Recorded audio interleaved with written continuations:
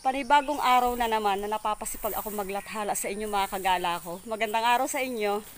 Maglalagay kami sa sako ng aming mga ihahandang pagtataniman ng mga gulayin kasi magtatag-init na.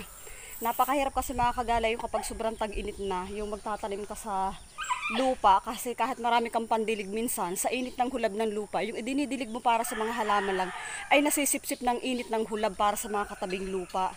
Hindi naman ganong nakukuha lahat-lahat ng ating target na halaman na diligin para masipsip nila lahat yung tubig. Kahit paano kapag nasa sako lang siya nakatanim, ang mga halaman, kapag dinilig mo siya, nandun lang talaga yung ilalagay mong tubig sa sako. Doon lang talaga paikot-ikot yung sa loob, wala nang kakalat sa malapad na ganyang lagayan, wala nang sisipsip na mainit na hulab, kaya kumbaga doon lang talaga walang mga agaw sa kanya. Kaya maghahanda kami ng mga lupa sa sako para pagtaniman natin ang ating mga gulay. Tapos ayun, ito yung mga tinanim namin ni Didito na mga upo ay sibol na siya. Pero may tanim pa rin naman kami sa lupa kasi nung nakaraan pa to. Shoutout po kay Ate Maris at kay Kuya Reynaldo na Alcantara. Ayan. Sumibol na po yung upo na ibinigay mo sa amin. Tapos yung sitaw, may tanim na rin kami. Hinihintay lang natin sumibol. Kasi diba sabi ko nga po sa inyo nung nakaraan, kung inukumusta nyo sa akin, kako hindi ko muna itinanim para may nakareserba kaming pananim. Para kung maubos man yung gulay natin doon, meron tayong susunod na may tatanim na may susunod tayong aanihin pagka isang araw. Ito na po yung mga upo na ibinigay nyo sa amin. Saka yung singkamas, sumibol na rin siya. Tapos hindi maaga siyang gumising kasi kumuha siya ng mga pambalag, mga paggagapangan ng ating mga upo at ng ating ibang halaman dito na gulayin. Ayan na Ate Marisa, Kuya Reynaldo po yung upo. Yung upo na mga bilog na tuwang-tuwa ako na ibinigay niyo sa amin. Ayan, may kamatis din kami dyan.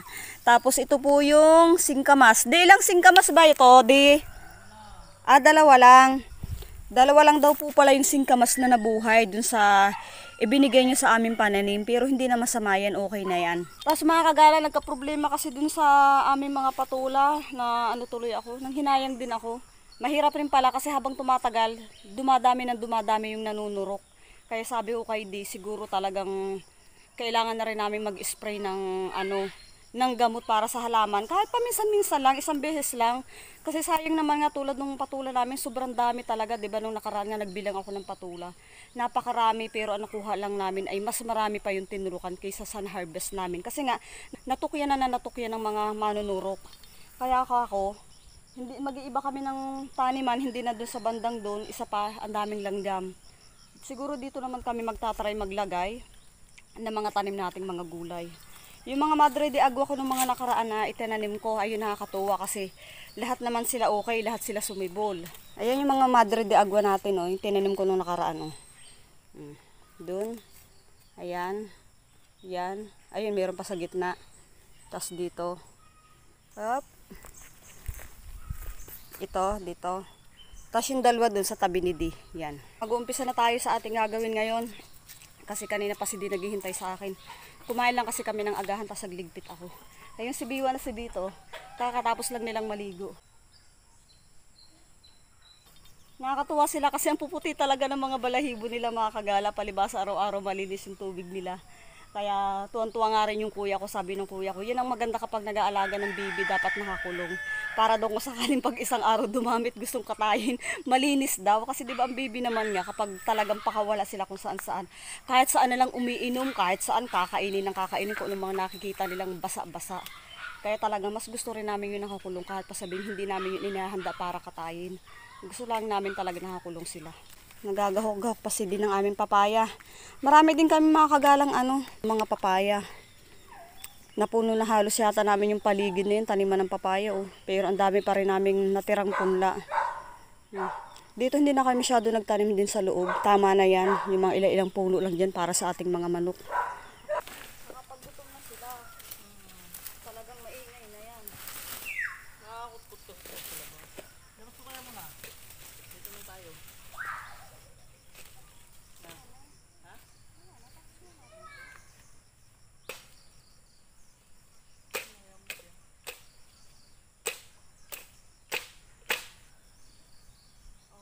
Matigos yan, ingatan mo, matusok ka.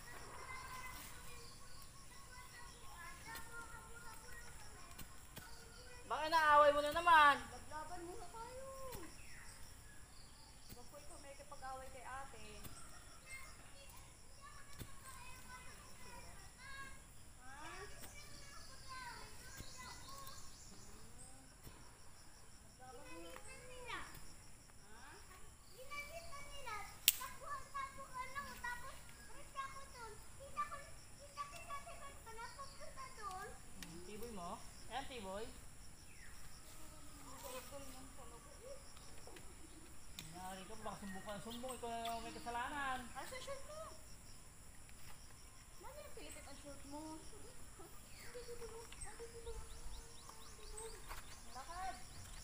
Inom ka pa muna ng tubig.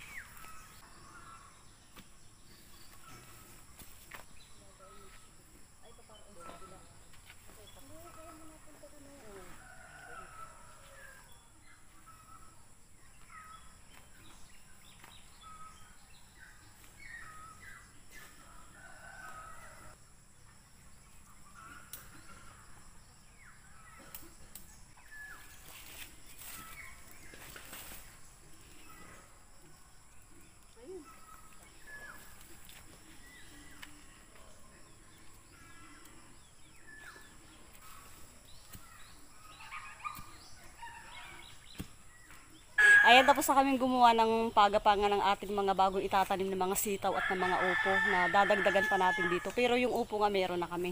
Papakita ko sa inyo. Yan. Ganyan lang yung ginawa namin ni Di. Nakita lang namin kay Ate Munay. Thank you sa Ate Munay sa idea, saka kay Ate Wilma.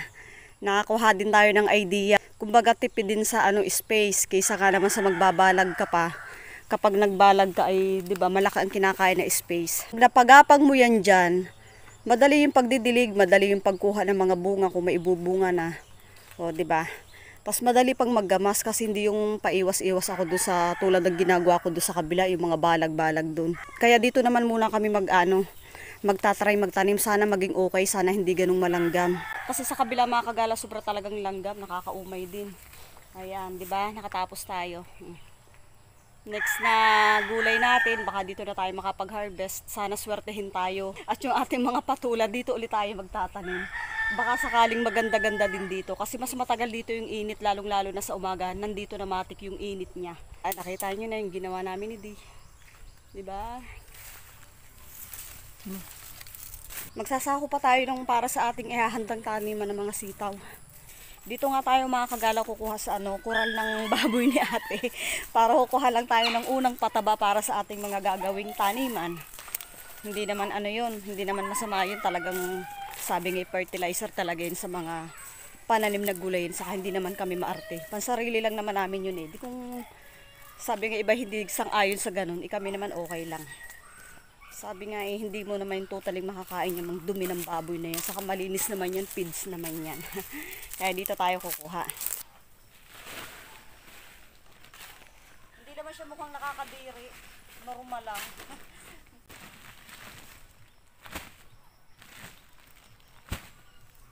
Naka-anim na sako na kami. Magaan naman siya mga kagala. Magaan, tapos buhaghag na yung lupa niya. Kaya magaan lang siyang buhatin.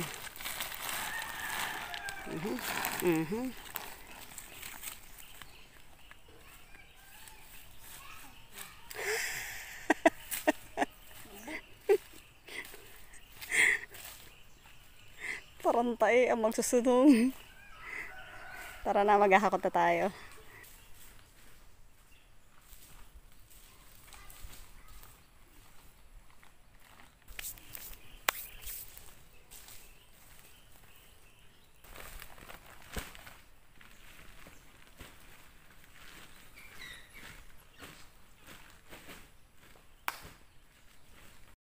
Ayan na mga kagala, naka-anim na kami. Bali, hirit pa si Di ng 4. Kasi gagawin daw niya hanggang 10.